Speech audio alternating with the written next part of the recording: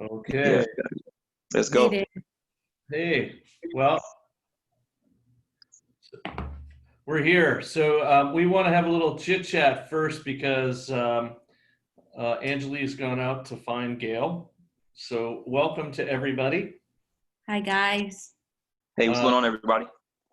So before Gale comes on, I can just actually say that we're kind of fortunate, I think, at MONAT and fortunate as leaders because Chris is always telling me about creating relationship and that we are created for relationship. And we are pretty darn fortunate at MONAT that through our gratitude programs, we are already in relationship with Chris and Gale, and we've been working with you guys for a little while, right, Chris? Yeah, definitely. You guys are phenomenal partners. Okay, hold on a sec. We're trying to get guys for the ones that have been waiting for us. We have a technical issue with Gale. We got him. I got him. But it seems like we are almost there. Almost there. She's got his phone number, so I just had to give her a phone number, and then she's going to promote him into the conversation. So great. So why don't we talk a little bit about who Chris is while we wait? Yeah, if you don't mind me doing a little introduction, maybe Chris, then you could talk quickly before Gale comes on about what you're doing here. Chris is a partner of MONAT Gratitudes, but he and I have become really good friends over the past number of years. He runs the Dream Center of Tampa here in Tampa. We have been working with him. Not just, actually, we've been doing the Iron Sharpeners Run with you for 3 years now. 3 years now. Yeah. Okay. Yeah, MONAT rocks. MONAT rocks. Was our guest speaker last year. Guest speaker with Gale last year in Columbus, so that was kind of cool. I'm just trying to multitask here and find Gale. He said he can hear us. He can hear us. Hey, Stuart, ask Gale to raise his hand. Maybe I can find him if he raises his hand. Okay, Gale, raise your hand. Well, he can hear you actually. So we have 2 attendees there. Okay, there he is. Angie, you can see his name. There he is. All right, Gale. Say something. Are you there? Hey, can you guys, am I here? Yes! Am I here? Hey, Hi, all right. Hey, what's going on, brother? Hey, it's all good, brother. I'm so sorry. I don't know what happened. Can you guys see me? You're good? No, I think it's only talking permitted. Can you do the permission on the video, Angie? Because it says talking permitted. I don't know how this webinar. Yeah, it says he's rejoining now as a panelist, so I think we're good. There he Hey, is. Gale. Hey. Woo! What's up, buddy? All right. How you doing, sir?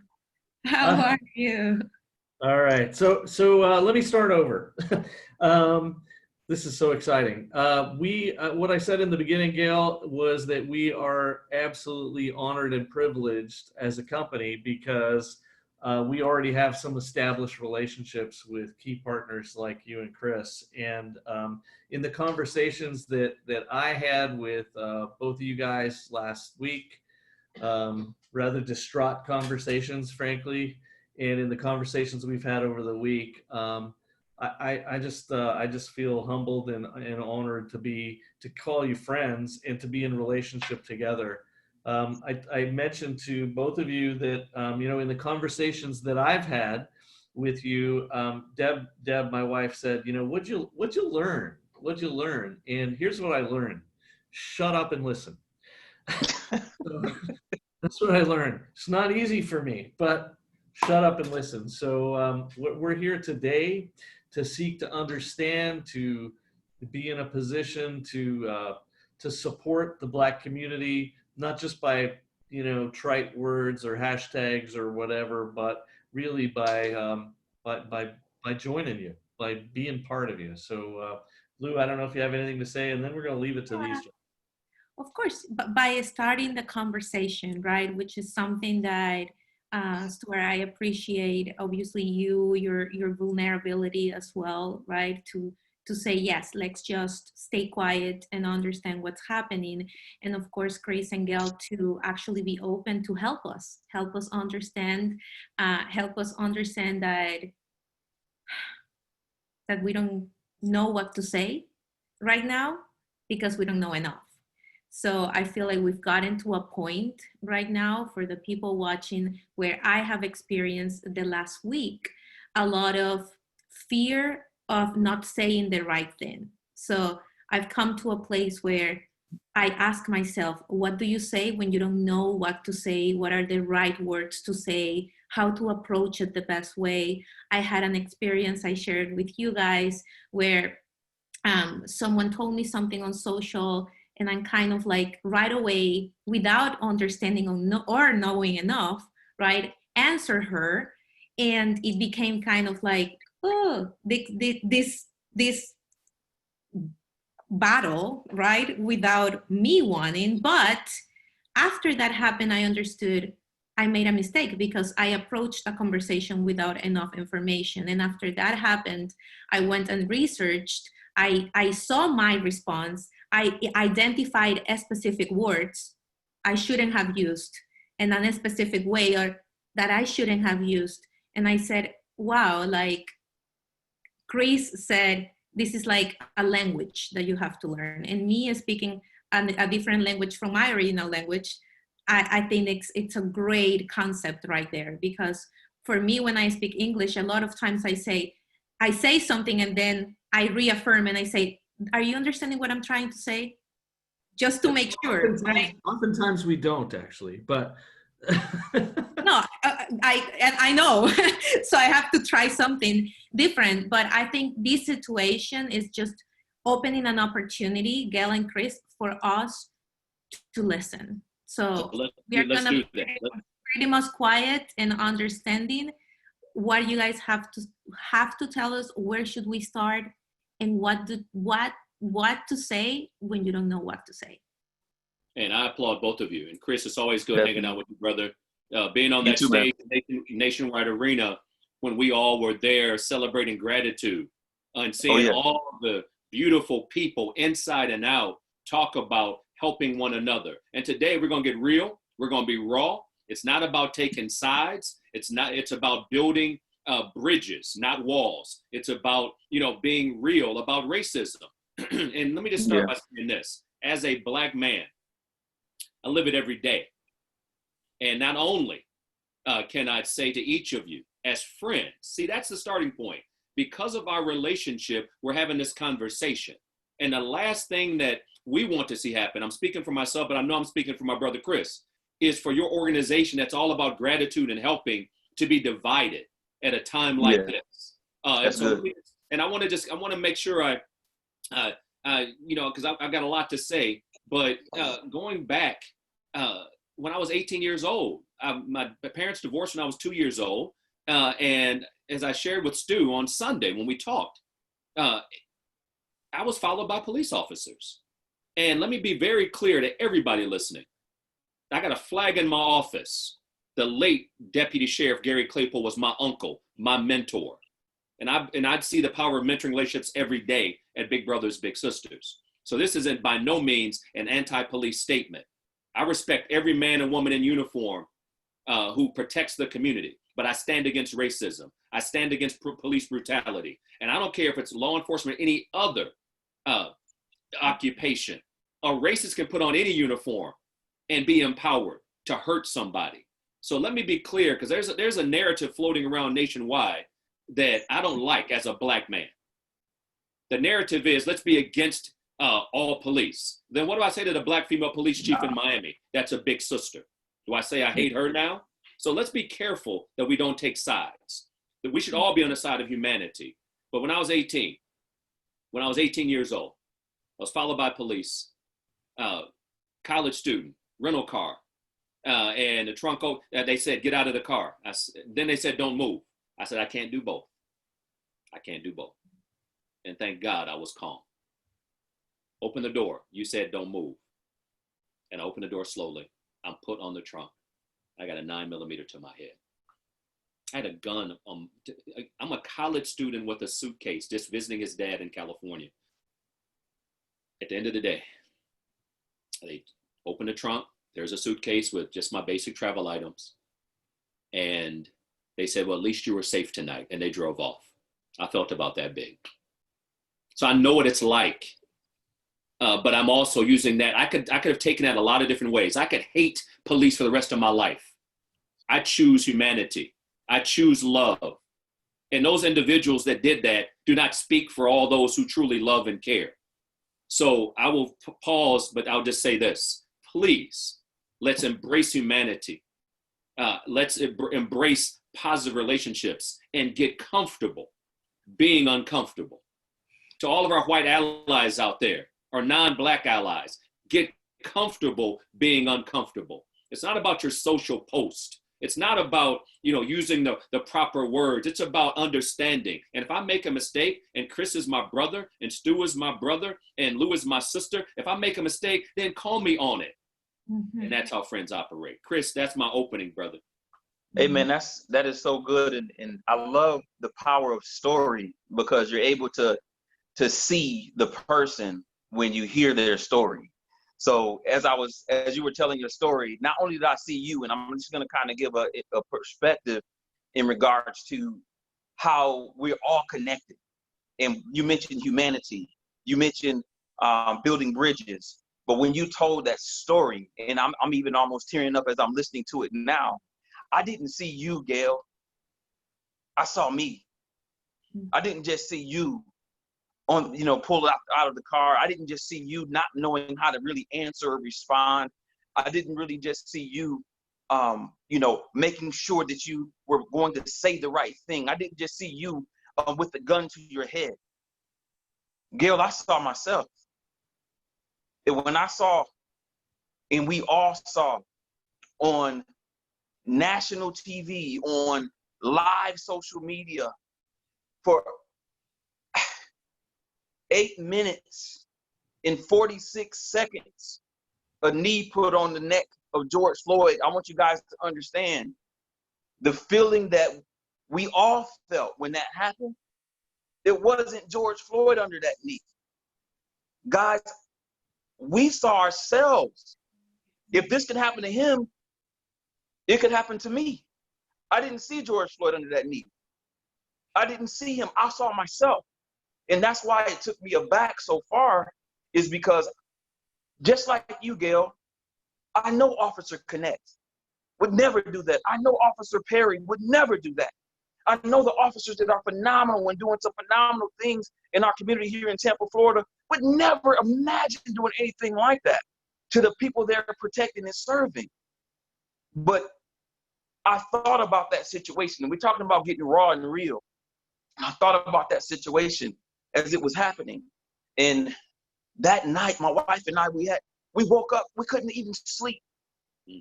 It was personal. It wasn't something that happened outside of me or something that happened in Minnesota. It was a personal tragedy. The next day, I just sat in my prayer chair for almost 3.5 hours. I didn't even know what to pray. I didn't even know what to say, you guys. And my wife, she came in and she said, Chris, I need you to take a walk. I need you to just get up and I want you to go for a walk. And as I went for that walk, I just prayed. And on my walk, you guys, listen to this. On my walk, I saw a police officer just sitting in his car. You know what I did? I prayed for him. Because you got to understand that when they're running in, everybody else is running out. They're running into the danger. So I sympathize with my brother that was sitting in that car, that now he's underneath this cloud that possibly may be over him, or this bias that might be coming against him because of the acts of one rogue police officer, actually 4, because the only people at that moment, you guys, I thought about that entire moment with George Floyd. The only people at that moment who had the authority to do something, they were silent. And they let it happen. Because if I was there, I didn't put myself in the position. Chris, what if you were there? If you were there, what would you have done? When you heard him say, somebody help me. That was one of the words he said under the knee. Somebody help me. Would I have gone and kicked the police officer off of him? No, I wouldn't, because you want to know what that would have been? That would have been a death sentence for me. I want you guys to hear my heart. Should never be the minute, I'm talking about the small number of rogue officers.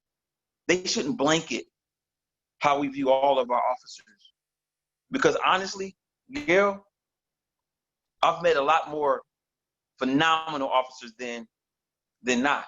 But also, I do have to realize that there is a problem in regards to the accountability that needs to take place when policing communities in the urban areas. It's different here in East Tampa than it is over in West Chase. And I've lived in both areas. It's a lot different. When I think about where we are as a nation and looking at what has happened, thinking about the memorial service for George Floyd and how that impacts everybody that's in the MONAT Nation. Worldwide, I remember being in Columbus, you guys. I worked at Nationwide for a bit. And as I left to pursue the dream that God had for me, I stood in a portion of Plaza One and I said, I'll be back. I'll be back. And you know what? I pointed up to the stage and I said, I'm going to be speaking and encouraging and motivating and uplifting people from that stage. And behind the scenes, you guys, I was in tears because the stadium that the MONAT Gratitude was having the event you guys were having your convention and wasn't even built at that time. But I got to see thousands of people doing phenomenal things all over the world. And as I was praying about, like, what should we say? What's the message that I really want to land here? Is relationship leads you to empathy. Relationship brings about an understanding, similar to what Lou mentioned. It brings about a sense of humanity, as Gale talked about. When you have a relationship, I was on a march in Tampa. We did a march, and it was phenomenal. It was actually the first march I've ever been to, you guys. And I thought back to my dad, and he said, you know, one of his biggest regrets was that he didn't make it out to the March on Washington when Martin Luther King was there, and he said he could have went, but he didn't go. And that was one of his biggest regrets.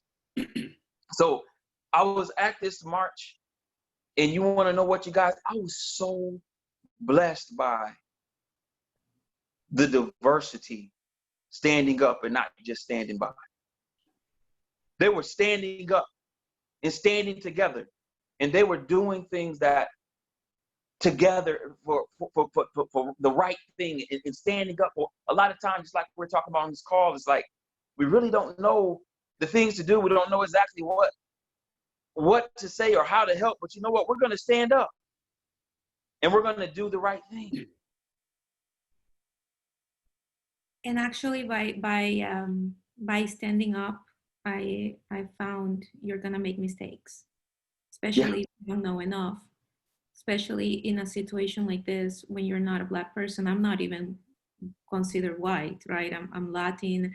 I'm a mix. Venezuela is a mix of different races, really.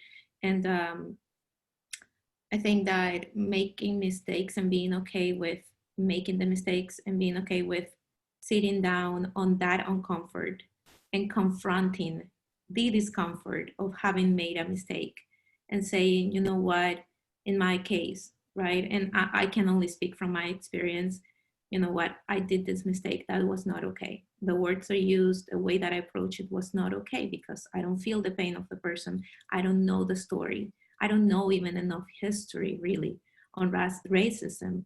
And I can take responsibility of that. I can read, I can educate myself, and I can now say, you know what, I stood up because my heart was telling me, do something, right? Say something. But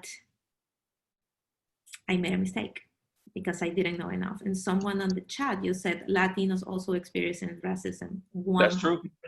Right. 100%. Not only That's Latinos true. in this country, not only Latinos in this country, but Black people in Latin America. That's a whole, now I've learned in only a week also, it's a whole another subject, right? But I feel like sitting in the discomfort of, if you stand up, you're gonna make some mistakes. You're gonna have to be okay with saying, I made this mistake, let me learn and do better next time.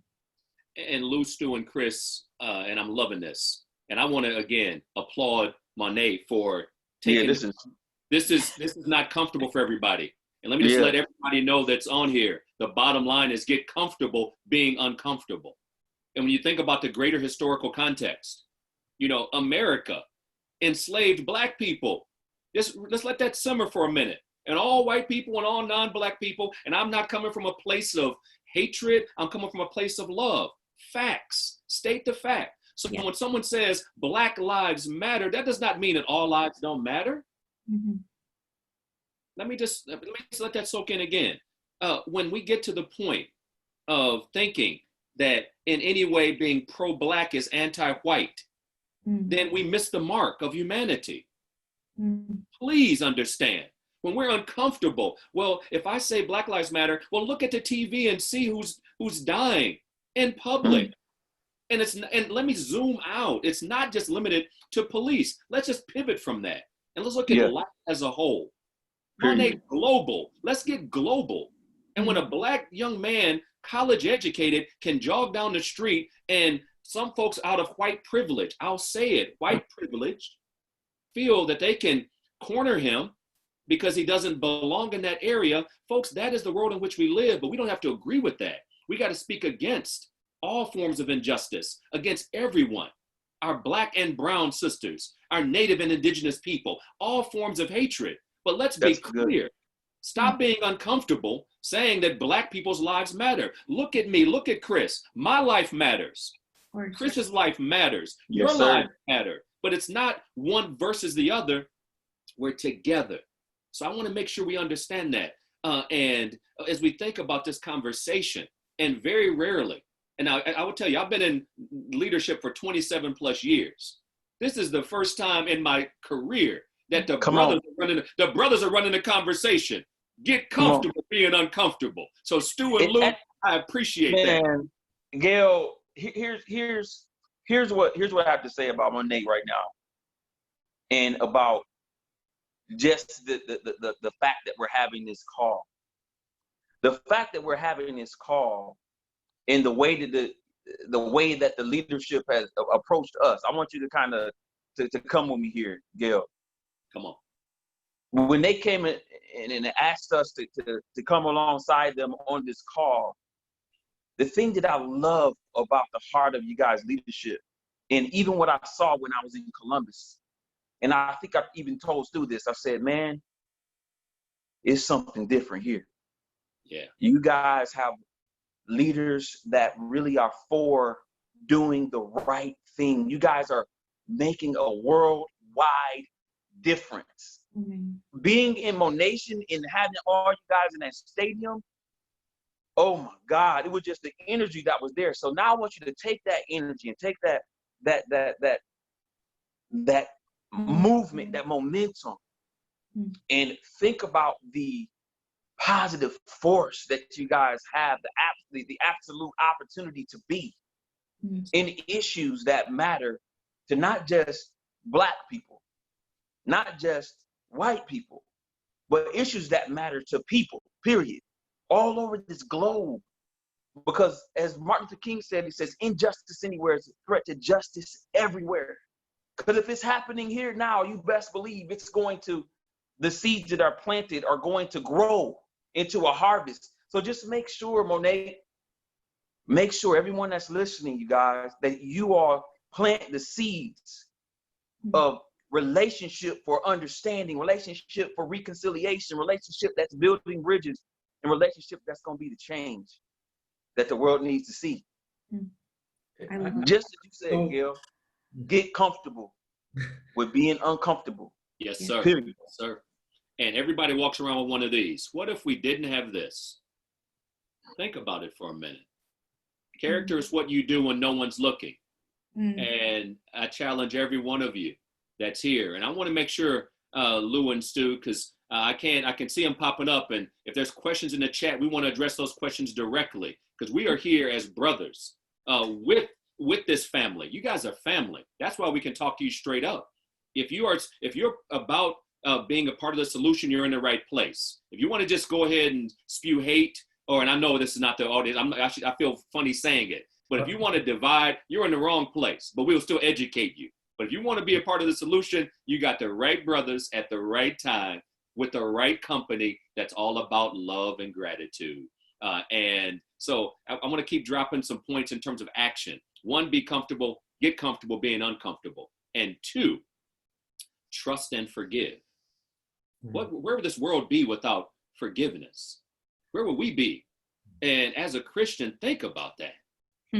And we need our white allies, not white enemies. God knows we got enough non-black enemies. Systemically, and racism is real. We need allies. You all are our allies. That's why we can talk and learn from each other. So get comfortable being uncomfortable. 2, trust and forgive. 3, use your platform. Use this platform as MONAT is doing. This should be the first of many conversations. Chris, we won't fix this today. We won't fix this by 4 o'clock today. But I tell you what, Definitely not. every journey begins with one big step. And this is a big step for this company. And I applaud you. I really do. Well, One of the things, Gale, that as I'm hearing from you. Oh, go ahead, Stu. The only thing I wanted to say is this is the beginning. And You guys know we had this conversation this morning. I don't want to enter into these conversations and check a box and go, hey, well, there was a crisis and we did this, so check. We did that, so check. This has got to be foundational to who we are, and it's got to be the first step in a much longer process. If you guys don't mind me sharing what I shared this morning, because for the folks on the phone who heard what Gale said about, just because you say Black Lives Matter doesn't mean you're inferring that other ones don't. And I shared with them this morning the most powerful message that I'm sure God placed on my heart, because I struggled with it, if I'm being vulnerable. And it's the story of the 99 and the 1. In the parable that the shepherd went after the one sheep that was lost, and that didn't mean that he didn't care for the 99 sheep that he left behind to go get the one that was lost. And I guess for me, what struck me over the last 24 hours is, you need us right now, because it's the one that is in crisis right now. And so us going to your aid, to support, to stand up, to not be silent, in no way can ever be seen to be ignoring anything else. It's just not, that's just way too simple. And so I just wanted to share that, because it really was a turning point for me as a guy who reads the Bible all the time. It was right there in front of my eyes. And anyway, I just thought I'd share that. See, this is what I'm seeing on this call, both with Lou and Stu. And I'm so glad. I told you this earlier, Lou. Like, I'm glad that I didn't know that you were going to actually be on the call. So I was just so glad to see, because you have an army for good behind you in MONAT Gratitude. An army, ready to do good in the world, continuing to do good in the world. One of the things that I see that you guys have access to is, just like you did on this call, you have access to so many powerful voices within your company that can help to be the face of and guide you through making sure that your company is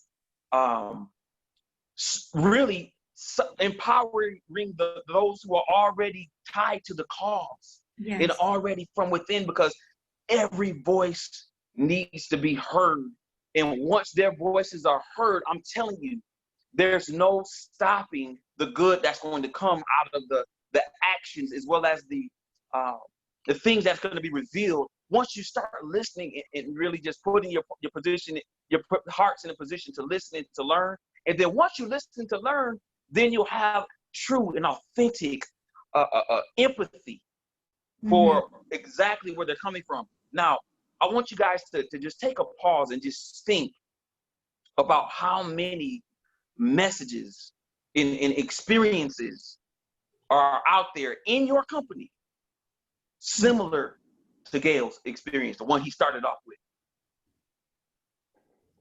Okay? The reason why I said that is because almost, I'm not going to say every, but I'll say I have also in college. I was taken to jail for my music being too loud. Come on, for real? At the end of the day, though, at the end of the day, it's not about that happening. What it is about is you investing the time to listen, to know that that happened, and then understand how that's impacting those who are fighting on the front line for MONAT every day. And You see what with I'm that, saying? absolutely. And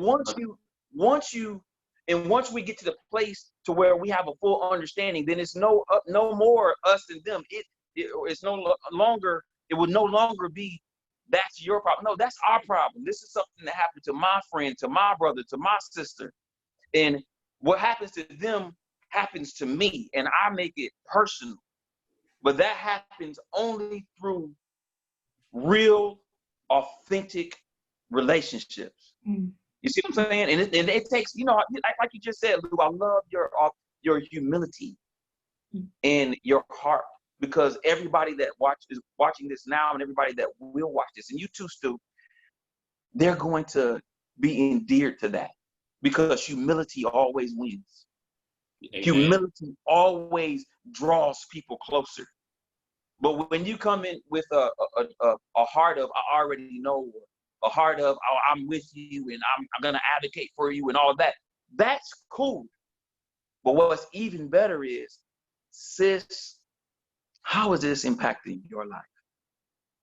Hey, Chris, let me say this. You mentioned our sisters. I would be remiss if I did not, because I know we live in a society. You got two Black men on here who are not so shy, and we let you know from a place of love.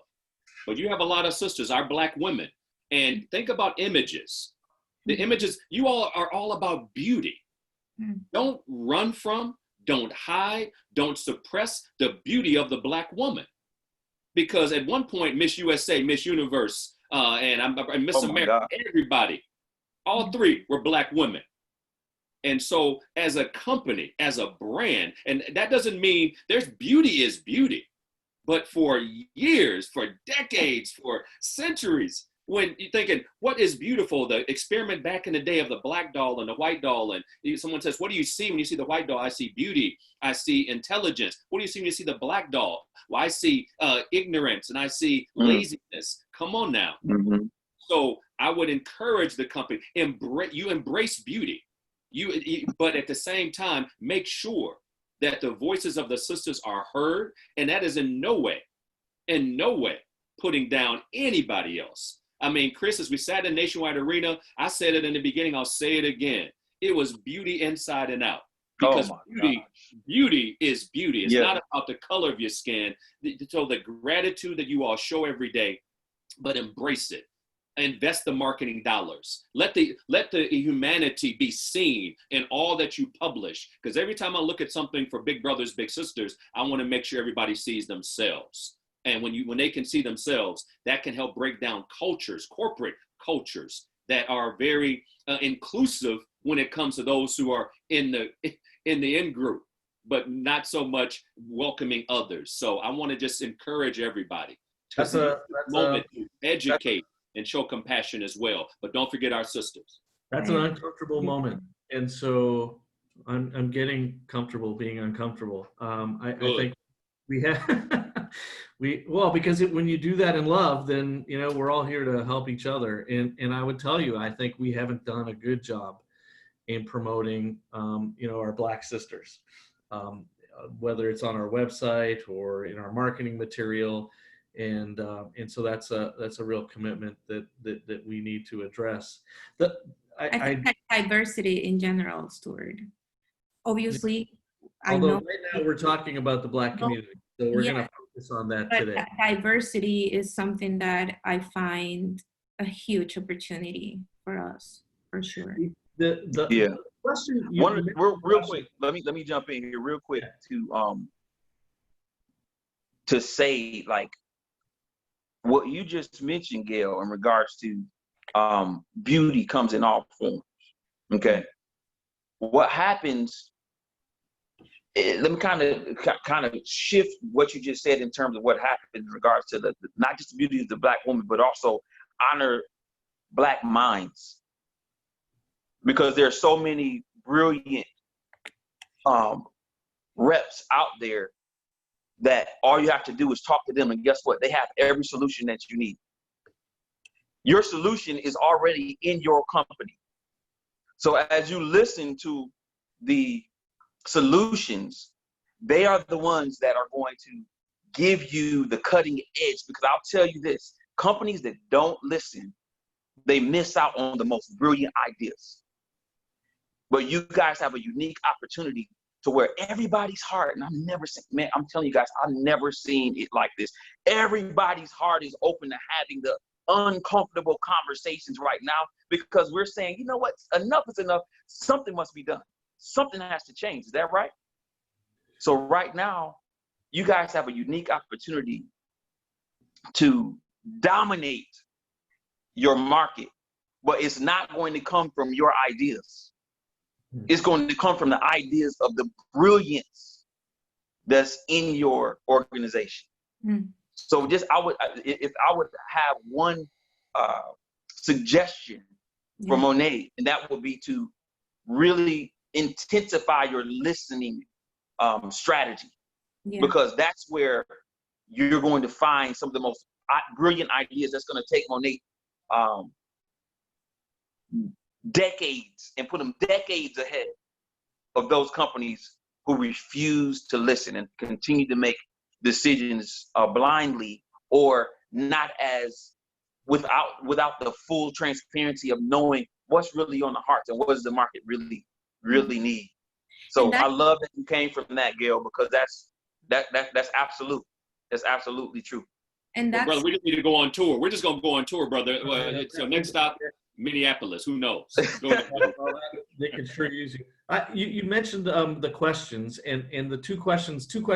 There's a lot of really good stuff. And by the way, if you're putting things in, we're going to curate that and really deal with this maybe in future conversations. There's so many questions coming in, guys, that I might have to have you back next week or the week after, and we actually go through some of these questions with them. But two that keep popping up that I think you could probably help us with. One is, let's start with this one. One that keeps coming up is, how do I deal with racism when I see it? So I've seen 3 or 4, you know, they see it on Instagram, they see it with people that they know even. What's the appropriate response? You know, we talked about dealing in love, but it's really hard to love when someone's being racist right in your face. So what is the appropriate response when we see that? Well, it's very simple. Hey, you start, Gale, and I'll close that one out, brother. All right, brother. Well, I'll season it and you saute, but the bottom line is this: call it out. Silence means you're complicit, even if it's in your family. And keep in mind the training, how kids are raised. Look at the crowds in the peaceful protests. Obviously, Chris or I, or no one should support violence or looting. That goes without saying, but I'll say it anyway. But look at the diversity out there. There's beauty in diversity as well. And let me just say this. I look forward to that next issue. Whatever you all put out in marketing, I look forward to seeing the beauty of diversity. I'll just go ahead and drop that while I'm here. So the next issue, not the one. Accountable, that's for sure. Very good. And so, now getting back to, what do you do when you see the fact that someone asked that question? What do I do when I see racism? Well, you already know what it is. Mm-hmm. When you hear racism, you already know what it is. So what are you going to do about it? Say, no, I'm not with that. Get out of the car. Stop the car. I'm not even going to ride along with racism.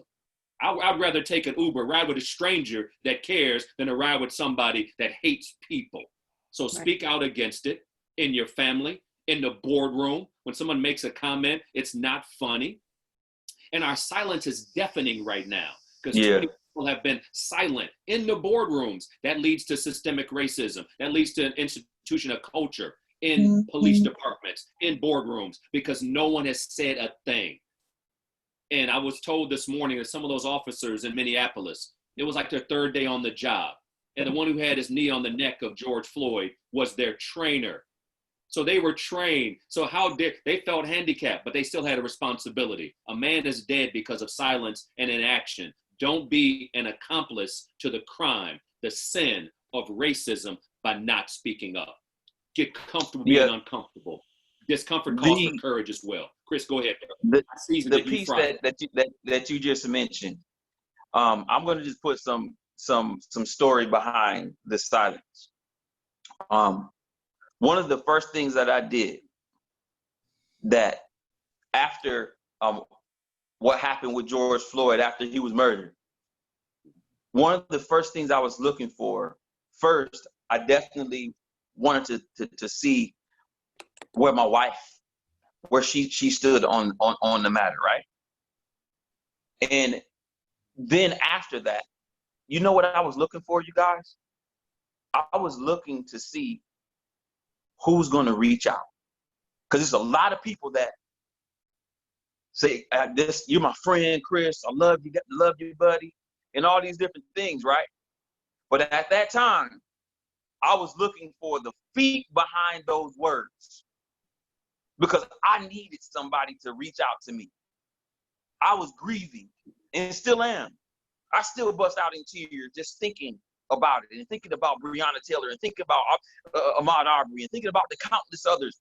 I'm grieving and I needed somebody to just reach out. So when you think about that in terms of what do you do in the situation, speak up for your brother, speak up for your friend. Let them know I'm not having this. Just like Gale just said. And one of the most beautiful ways that I've heard it said on social media was by his brother's name, Keith, white brother. And he says this, you know what? I'm going to stop standing by. I'm going to choose to stand up. And that's exactly what we must do in those certain situations. We have to choose to stand up and not just stand by. Because just like Gale just said, they're going to think that it's okay and that you're okay and you agree if you don't say anything. Mm-hmm. So please, for your sake, as well as for the sake of anybody else that you call friend, anybody else that when they're not around or when they're around, you say, hey, what's going on, buddy? Love you, buddy. They need you to speak up for them then. Yeah, that's incredible. And I just want to address some of the comments that I've been able to see on the chat. Like there's a lot. I saw a couple of them from a perspective of this is kind of a PR movement on our end, bringing these two partners to the conversation. We should have market partners. We should have women. I agree. We should have market partners in the conversation. Employees too, because we have Black employees. But I want to address that because of a reason, not because then people start putting on the chat, Lou, we know your heart, Lou, we know you guys are good, don't pay attention to the negativity. I want to address that because those comments come up and I want our market partners to be clear on how to address them. We are starting a conversation. Chris and Gale, you guys, thank you so much for being here. You guys didn't need to do this. You guys are doing this because you're doing it from your heart too. And we want to be part of the solution. That's really what this is. Now, we need Black women in the conversation. Absolutely. Absolutely. But an interesting thing that happened is that we started searching for women of color in partnership with us, and we didn't find women of colors in positions like yours.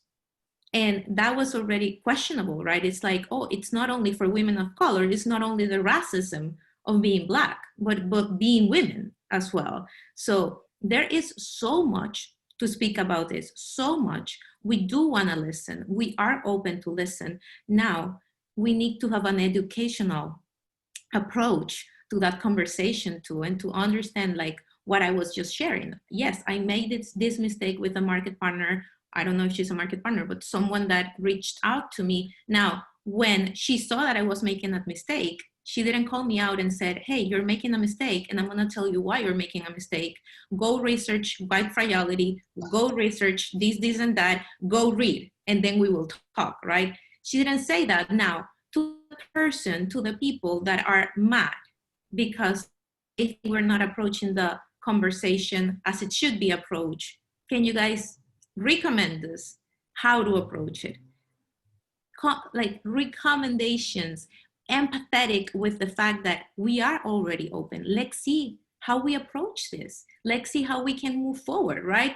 Instead of saying you guys are just, you don't get it. Well, help me get it. Or you're just this. Well, help me understand. Why are you saying that? How I can better help? Well, Lou, the bottom line is two key words for this family: distraction versus action. And let me just be clear. If distraction versus action. If people want to distract by just saying, okay, you don't get it. Well, if you're not willing to help me, then I guess I never will from you. So you've now become a distraction. So I got to move on. And so to everybody here, again, don't be quick to jump to conclusions. Don't be quick to just attack someone. The bottom line is let's reason together. That goes back to that's a biblical principle. Let's reason together. But I need you to understand, don't take it personally. Well, what about white people? What about this? Just pause for a minute and recognize the moment of discomfort for our nation. And so the open and honest conversation, but I will just say, and this will be my probably my most concise statement, because we can be very guilty of just focusing so much on distractions. Some people may not like what I've said today because it's addressing tension points. I do not apologize. I'm unapologetically Black, but I'm also unapologetically a child of God, unapologetically a Black man, unapologetically one who loves humanity. And for those who want to distract, you can have a problem with me every day of the week, not just on this webinar, but any day. But that's the beauty of conversation. Oh my God, preach. The words you mentioned in terms of unity, that's what I'm hearing you saying. Anything that's coming against unity, that's just not coming from the right spirit. Because at the end of the day, we know that we may be hurt, but your hurt is not licensed to hurt me back. Your hurt is probably licensed for us to make sure that we do something positive and we do something that gives us opportunity to get to unity. So your pain or your anger should be the warning that there's something that's in you that has the answer to what you're angry about. So at the end of the day, what I'm hearing all of us saying is definitely being a child of God, as you said, Gale, man, the blessing comes on those who fight for unity. So if you really want to walk in the blessing of being one who is a peacemaker, who is uncomfortable, and all right with being uncomfortable and all right with not having the answers, then continue to fight for unity. Continue to stand up and not stand by. Continue to do with what you know is right. Is that right? Yeah, it's perfect. Being okay with being clumsy. I hate to use that word, but being okay with being clumsy, it's humbling. You got to, I think you said it right at the beginning, Gale. I mean, you got to come at it with humility, because, we're all here together. I want to be sensitive to your time. The one other question that is, because we're raw and we said we're not going to pussyfoot around.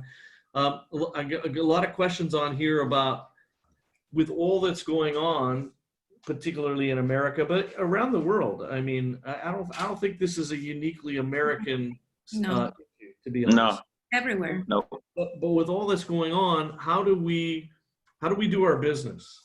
I've seen it a lot of times. How do we go about doing our business and not feel bad that we should not be doing business?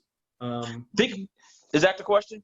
How do you do your business and not feel bad about it? 8 different ways, but yeah, kind of.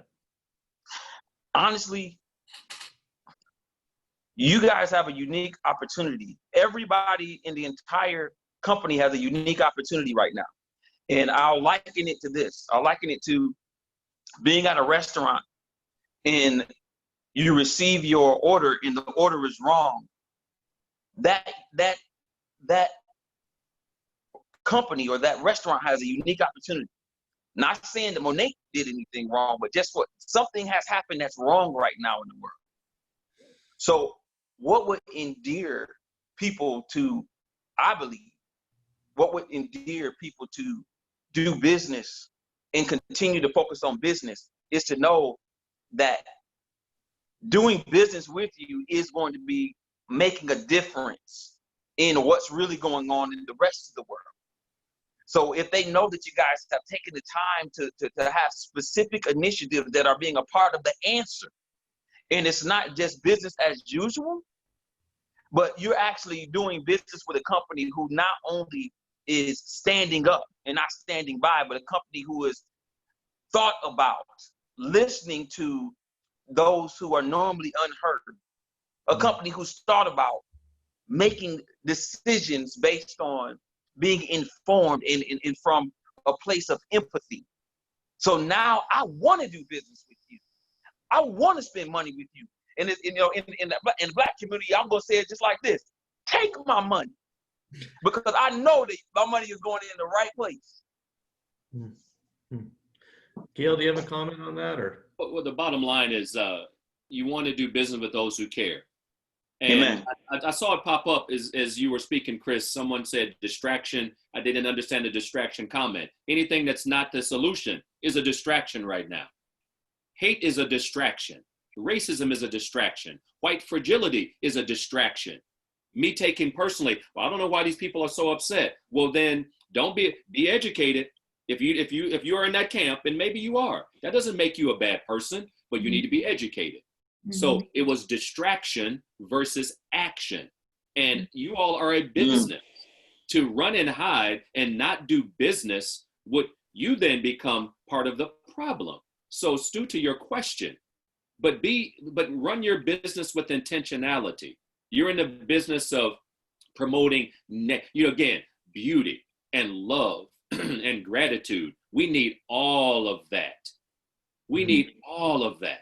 And so as it relates to just working with communities of color, the investment, make the proper investment, and challenge your suppliers, challenge everybody that does business with you, that if you're going to do business with us, here's how we roll. And you guess what? You may have to change some suppliers. You may change some partners because they may not agree with that. The color they may like more than anything is green. And so we want you to be profitable. I mean, the definition of business, I'm a business major, to produce a product or service for a profit. So why be in the business if you don't want to make money? But recognize the way in which you do so. So challenge everyone within your network to be better. If you can't go with us, we'll find somebody else. I like that a lot. So we're coming up to the top of the hour, and I mean, there's this sense of, frankly, for me, and I'm sure Lou feels the same way. Like I could do this for the next day, and just watching the comments, there's so many more things I want to answer. So my commitment, Lou's and my commitment together, is that this is just the beginning.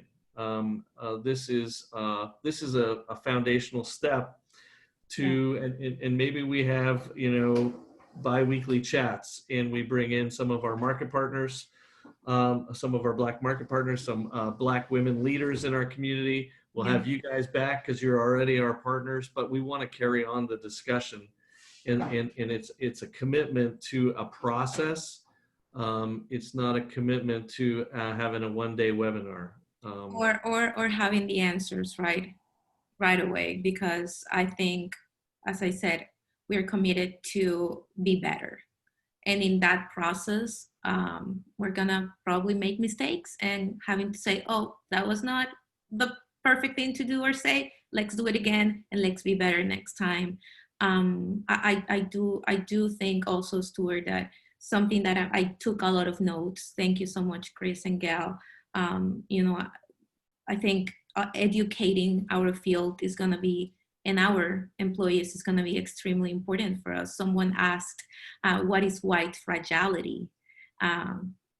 Google it, right? Google, read a little bit about it. Read what is white fragility. And so you can understand also. I want to comment on what you just said, because you know what? You want to know what something is, look it up. Yeah. You know, like honestly, I think part of standing up is we have to educate ourselves. Mm-hmm. And, you know, it's not just about having our Black brothers and sisters educate us.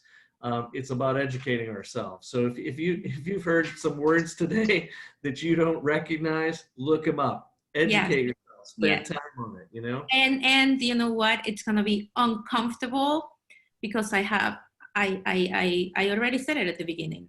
I've been educating myself since this happened, really, right? Mm-hmm. So probably since last week. And by reading or seeing videos and finding a specific attitudes of me in those videos and saying, oh, shit, you know, what did I do or say that I was not even conscious of? So go Google, read, you know, we are recommending books, podcasts, and different pages to follow on MONAT Gratitude Official, so we can, as a community, be able to know more so we can do more. Yeah. So once again, thank you guys. Thank you for not just today, but some preparation work. Thank you for taking a phone call on a Sunday morning from a distraught brother. We appreciate you. We appreciate your leadership. And as I say to all the people watching, this is just the beginning. It's a step. Let's do this together. Thank you. Guys, do you guys have anything else to share? I think people are like really, they are saying that they're going to go on tour. Chris, Gale, you guys are ready? I'm just going to piggyback off of what Stuart said, and also what you said, Lou. First of all, thank you for having us on this call. And also thank you, MONAT, for all of the investment that you guys are making for life transformation all over the world already. One of the things that you mentioned, Stu, and also at the beginning of the call you mentioned, Lou, was this is a different culture and language. Yes. So it's on you to learn the language and to learn the culture, because one of the most things that natives appreciate, and just put it like this, natives, when you go to a foreign country, what they appreciate is if you know how to speak the language a little more. You don't have to be fluent, but if you can just order your food in their language, you're gonna get a smile. And the same thing when you approach someone and you want to know a little bit more. Don't make them the teacher, but let them know that you've been doing some study yourself, and you're not coming to be a teacher, but you're coming to continue to have a conversation with knowledge. And that that'll show that you are serious and sincere, because you're not leaning only on us to be the teacher, especially in this time. I mean, you got to understand, it's like going to a funeral and saying, teach me all about how this impacts you, is impacting you, because we're grieving right now. So we really don't need to be in a place of grieving and teaching. We would like for you to come and just be a friend. You know what? I don't understand it all, but I love you. And I love you enough to let you know, I'm praying for you and I'm standing with you. And let's grow together. All right. Gale, any closing remarks? Education, compassion, and action. Education, compassion, and action. I love what Chris just said. We're speaking out of pain, but we're also speaking out of passion. Passion for our fellow brother and sister. MONAT, we love you. Gratitude is not what you say, it's what you do. And so let's get to work, is what I'm saying, each and every one of you, through self-education, learning from each other, that compassion, that humanity, the love, the empathy, but not only that, everybody can do something. The cost of doing nothing is far too high. That's it. All right. Amen. Amen. Thank you, everybody, and we'll be Bye. revisiting this within the week. Thank you. Thank you all. Peace.